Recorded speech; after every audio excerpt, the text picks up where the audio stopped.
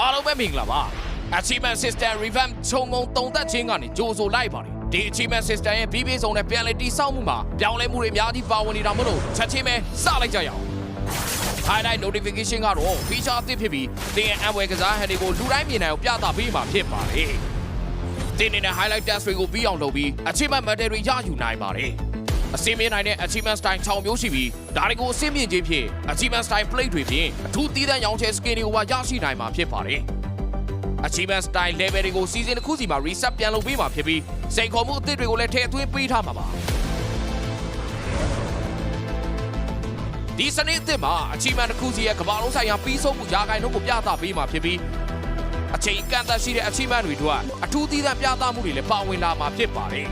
Career Achievement အမြင့်ဆုံး level ကိုလည်း120တိတိုးမြင့်ပေးထားပါတယ်။ Achievement ဦးဆောင်သူပြစရာတွေကိုလည်းကမ္ဘာလုံးဆိုင်ရာဦးဆောင်သူပြစရာများအဖြစ်အစင်းမြင့်တင်ထားမလို့ကမ္ဘာတစ်ဝန်းကကစားမတွေနဲ့ရှေ့ပြိုင်နိုင်မှာဖြစ်ပါတယ်။ဒါပြင်သင်ရဲ့ Achievement ဖြစ်တဲ့ World of Honor ကိုလည်းစိတ်ကြိုက်ပြင်ဆင်နိုင်ပြီးတော့သင်ကိုယ်ပိုင်အထူးဖြစ်တဲ့အမိကတ်ကိုဖန်တီးနိုင်မှာဖြစ်ပါတယ်။ဒီနေ့တော့ဒီလောက်ပါပဲ။ Update အသစ်ပြီးတဲ့အခါတိုက်ပွဲမြေပြင်ပေါ်မှာသင်ရဲ့အောင်ပွဲတွေကိုလာရောက်ရယူလိုက်ပါ